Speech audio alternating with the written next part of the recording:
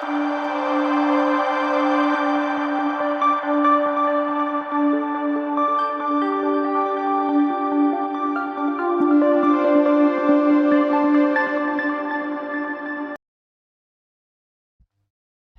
Student, good morning, good afternoon and good evening. My dear student, मैं हूं maths teacher Raju Kumar Nishad और आज हम लोग करेंगे लेक्चर नंबर 4 के part 2। Because of lecture number 4 में टोटल आपके पास 4 क्वेश्चन थे, इसमें 2 क्वेश्चंस मैंने आपको करवा दिया था। अब रिमेनिंग 2 क्वेश्चन आज करवाऊंगा 3 एंड 4, यानी इसमें लिखा हुआ है क्वेश्चन 1 to 4। इस 1 to 4 में हमें क्वेश्चन कौन सा करना है? 3 एंड 4 करना है। कौन सा क्वेश्चन करना है?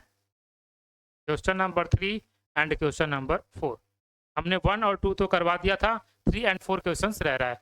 अब आपको मैं सबसे पहले बता दूं, अगर आपने लेक्चर स्टार्टिंग से नहीं पढ़ा है तो आपको प्रॉब्लम होगी। सो दैट आप इसको स्टार्टिंग से पढ़िए ताकि आपकी प्रॉब्लम दूर हो जाए। ठीक है? So that my dear student, देखो इसके अंदर क्वेश्चन नंबर 3 है। 3 में देखो आपके पास क्या गिवन है? If LM is parallel to CB and LN is parallel to CD। ठीक है? तो कह रहा है प्रूफ करो कि AM upon AB is equal to AN upon में AD होगा। इस क्वेश्चन को सॉल्व करने से पहले मैं आपको क्लियर कर देना चाहता हूं क्या कि 2 थ्योरम हमने पढ़े थे। 2 थ्योरम पढ़े थे। इसमें जो पहला थ्योरम था आपका, जो फर्स्ट थ्योरम था, वो क्या था हमारा? 6.1। इसको हम लोग BPT थ्योरम कहते हैं, बेसिक प्रोपोर्शनल थ्योरम। इसमें ये कहता है कि if DE is parallel to BC, यानी कि हमारे पास 2 ट्रायंगल दिया होगा इस तरीके से, ABC, और ये आपका क्या होगा? D। ध्यान रखना, if DE is parallel to BC then AD यानी कि छोटे वाला side upon DB is equal to AE upon EC। ये चीज होगा कब? जब थ्योरम नंबर 6.1 पढ़ा था। इसके बाद हमने थ्योरम नंबर 6.2 पढ़ा था। इसको हम लोग CBPT कहता हूं मैं, कन्वर्स ऑफ BPT, यानी कि BPT का ही कन्वर्स होता है, उसको CBPT कहते हैं। इसमें क्या कहता है? उल्टा होता है।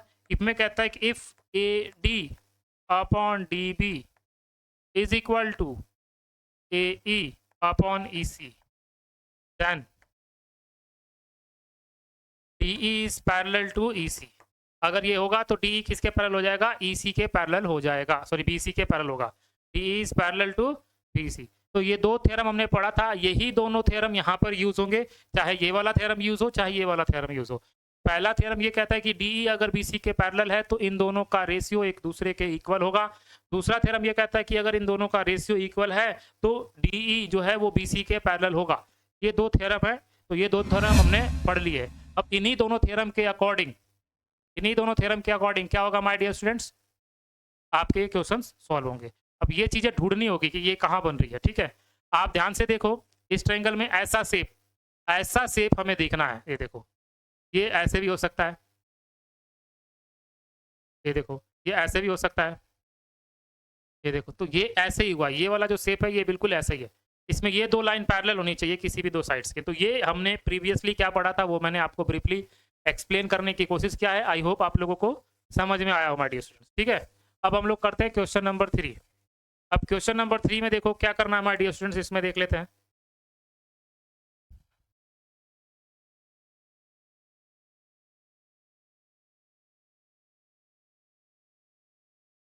इसमें लिखा हुआ है कि if LM is parallel to CD। अब देखो LM ये रहा और CB ये रहा, ये दोनों ट्रायंगल की बात कर रहा है। और कह रहा है कि LN इज पैरेलल टू, यानी LN is parallel to CD। ये CB है और ये CD है। देन आपको प्रूव करना है हमें AM अपॉन में AB, AM अपॉन क्या है? AB प्रूफ करना है। AN अपॉन क्या प्रूफ करना है? AD प्रूफ करना है। ठीक है जी, कन्वर्स और BPT भी इसमें लगा देंगे, दोनों लगा देंगे। पहले एक सॉल्व करते हैं। ठीक है? सबसे पहले हमें यहाँ लिख लेते हैं, ये प्रूफ करना है तो ये तो क्वेश्चन में लिखा हुआ लेकिन सोल्यूशन में लिखना पड़ता है। यहाँ पर हम लिखेंगे टू प्रूफ। हमें प्रूफ क्या करना है? AM upon AB is equal to AN upon AD। ये हमें क्या करना है माय डियर स्टूडेंट्स? प्रूफ करना है। ठीक है? अब हम इसको स्टार्ट करते हैं। हमारे पास गिवन क्या है? तो सबसे पहले हम करेंगे इन ट्राइंगल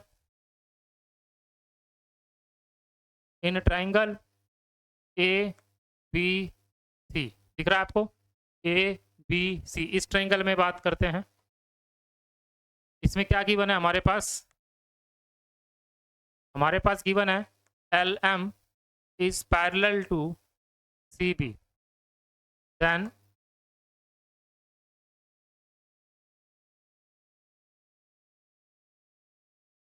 बाय थ्योरम 6.1 या फिर देन बीपीटी बाय थ्योरम 6.1 क्या हो जाएगा बताओ, A M upon M B is equal to A L upon L C.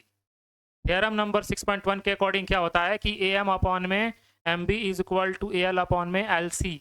जब दो लाइन एक दूसरे के पैरेलल हैं तो उन दोनों के रेशियो हमेशा एक दूसरे के इक्वल होंगे माय डियर स्टूडेंट। ये हमारा बन गया इक्वेशन नंबर 1। ठीक, अब इसी तरह हम दूसरे ट्रायंगल में कंसीडर करेंगे। ठीक है, in triangle A D C, ये था हमारा कौन सा, ए बी सी, और ये है ए डी सी, ये ट्रायंगल दिख गया। अब इसमें हमें गिवन क्या है माय डियर स्टूडेंट, हमें गिवन है L N is parallel to C D, then क्या हो जाएगा बताओ, बाय थ्योरम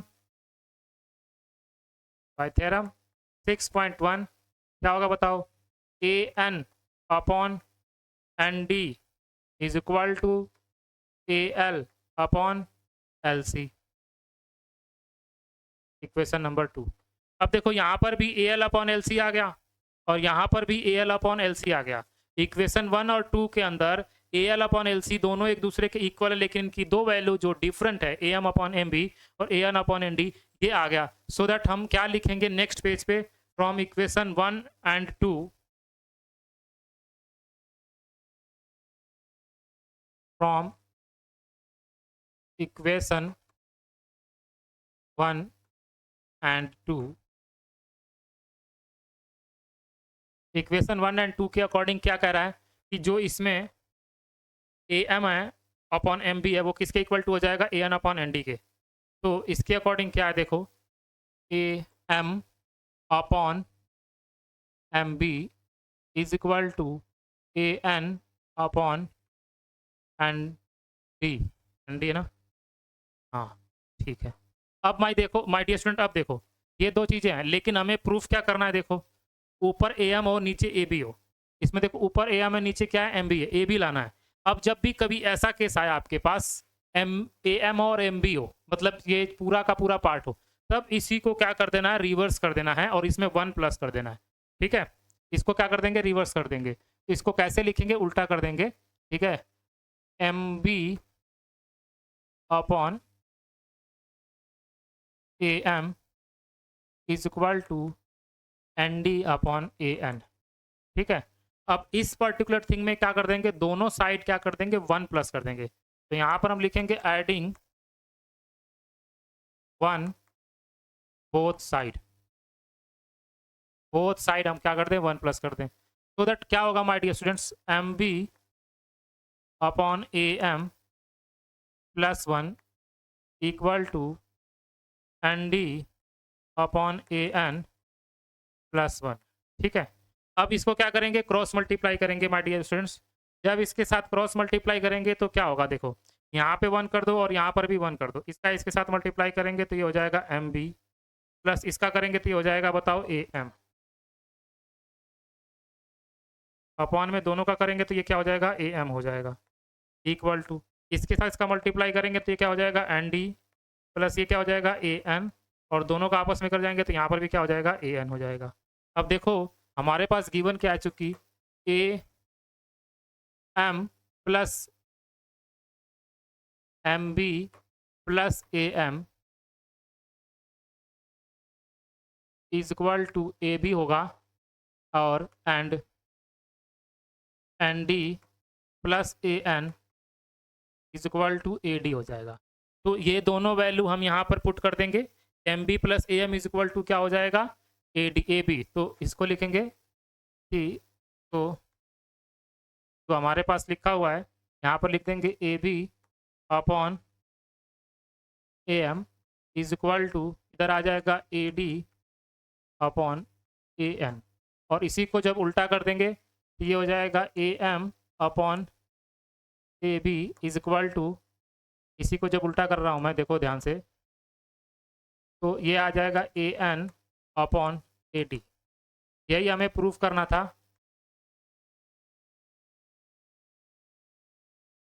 यही हमें क्या करना था, प्रूफ करना था। ध्यान से देखो, एक बार वापस इस क्वेश्चन को रिपीट करूंगा। इसमें लिखा एक फिगर है, इस फिगर में एल एम जो है वो बी सी के यानी सी बी के इक्वल टू है, सॉरी पैरेलल है, और जो एल एन है वो सी डी के पैरेलल है। तो प्रूफ करना है कि A M upon A B is equal to A N upon में ए डी होगा, ए एम अपॉन में A B upon A N upon में ए डी।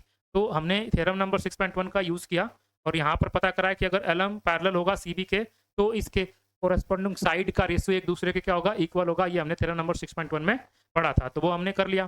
सिमिलरली इस केस में भी वही चीज़ था कि L N is parallel to C D, L N is parallel to C D, तो इस केस में भी वही होगा कि जो ए एन है इन दोनों का रेशियो इन दोनों के इक्वल होगा। अब इस इक्वेशन, दोनों इक्वेशन में जो ए एल अपॉन में एल सी है, ए एल अपॉन में एल सी है, दोनों के दोनों कॉमन है, इसलिए ये दोनों पार्ट एक दूसरे के क्या होंगे, इक्वल हो जाएंगे। और जब ये दोनों पार्ट होंगे तो from equation first and second हम यहाँ पर देख सकते हैं, इसी को मैंने क्या किया, उल्टा लिखा, रिवर्स किया। ए एम अपॉन में एम बी को क्या लिख दिया, एम बी अपॉन में ए एम लिख दिया। ए एन अपॉन ए डी को क्या लिख दिया, एन डी अपॉन में ए एन लिख दिया, और दोनों साइड क्या कर दिया, वन ऐड कर दिया, एडिंग वन बोथ साइड, दोनों साइड वन प्लस प्लस किया, फिर क्रॉस मल्टीप्लाई करके हमें पता चला ये चीज़ें।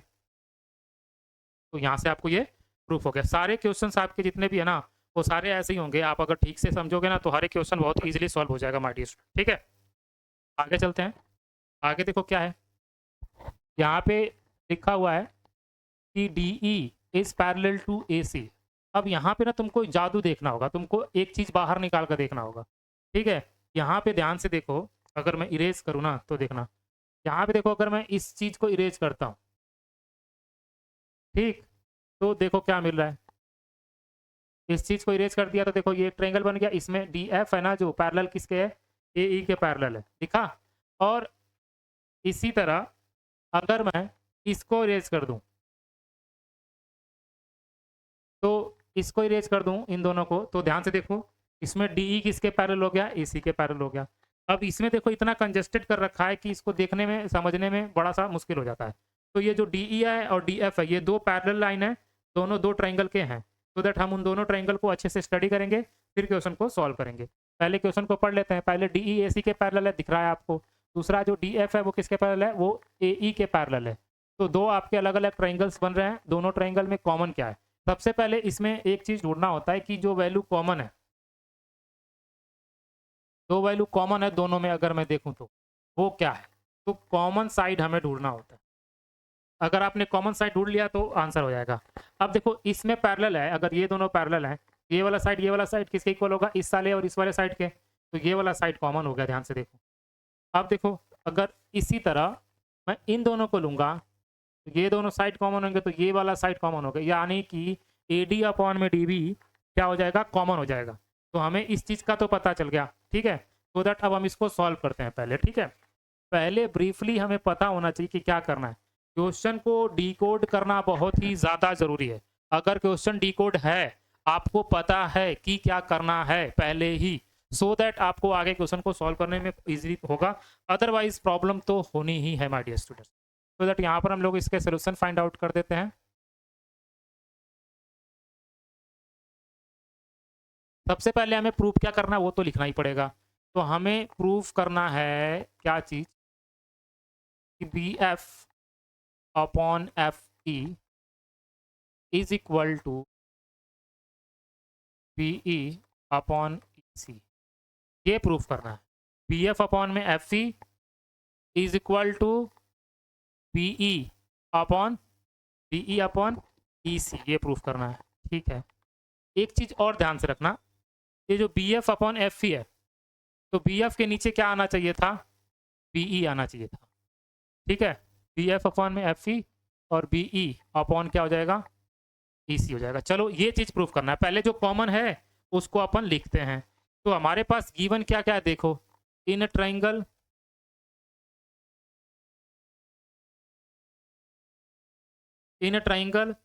ए बी ई, ठीक है, डी ए सी के नहीं, पहले इसको नहीं लो, पहले दूसरे वाले को जो दिया होता है उसको पहले लो, ठीक है। In triangle A B C triangle में देखते हैं, ए बी सी ट्राइंगल में देखते हैं, ठीक है। इसमें क्या क्या चीज़ है, इसमें देखो गिवन क्या है, हम पहले इन ट्राइंगल ए बी सी की बात करते हैं। इसमें हमें क्या गिवन है, इसमें गिवन है माय डियर स्टूडेंट्स, जो डी ई है वो पैरेलल है किसके, ए सी के। अगर डी ई पैरेलल ए सी है देन क्या होगा बताओ, ध्यान से देखो, अब मैं इसको इरेज कर रहा हूँ। क्या बोला कि जो डी ई है पैरेलल है किसके, ए सी के। इन दोनों को भूल जाओ अब, डी किसके पैरेलल है, ए सी के पैरेलल है। अगर ये ए सी के पैरेलल है तो इसके वर्टेक्स से यानी कि बी से इन दोनों का रेशियो अपॉन इन दोनों का रेशियो इक्वल है, इसको भी भूल जाओ एक बार, एफ की बात ही नहीं कर रहा। अब इस ट्रायंगल की बात, मतलब एक ही ट्रायंगल में दो चीजें हैं, उस ट्रायंगल की बात कर रहा है। इस ट्रायंगल में देखो क्या चीज है, ध्यान से देखो, है ना। इसने बोला है कि डी ई ए सी के पैरेलल है, तो यहाँ पर हम लोग बीपीटी, अप्लाइंग बीपीटी लिख सकता हूँ मैं।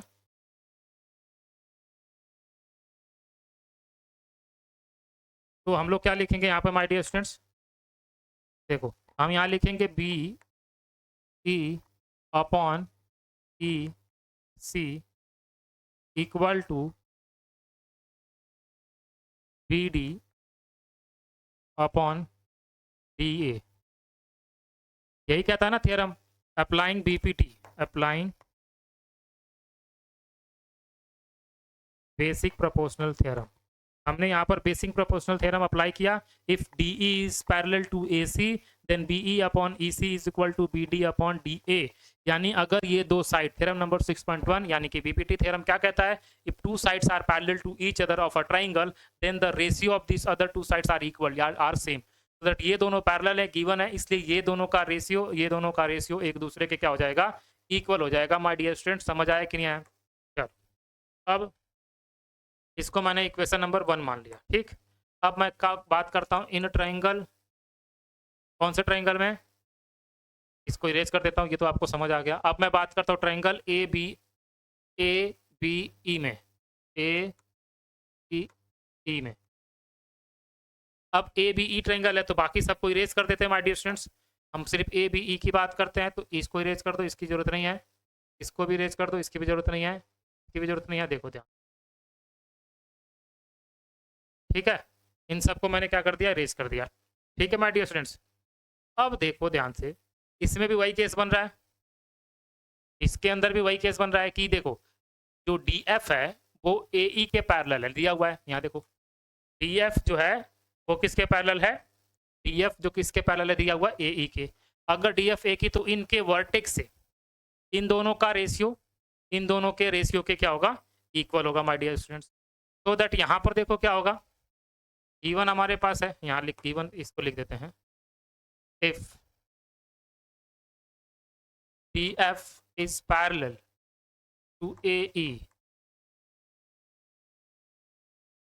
ये हमें गिवन है, ठीक है। देन जो बी एफ है वो अपॉन एफ ई है, इक्वल टू होगा किसके, B D upon D A के। और यहाँ पर हमने को बना दिया इक्वेशन 2 और यहाँ पर लगा दिया बीपीटी, क्या लगा दिया मैंने, बीपीटी, ठीक है, बेसिक प्रोपोर्शनल। अब इस इक्वेशन 1 और 2 में, इसमें भी देखो B D upon D A है, इस क्वेश्चन में भी B D upon D A है।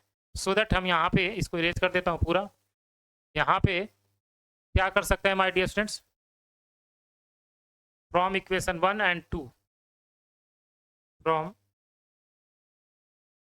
इक्वेशन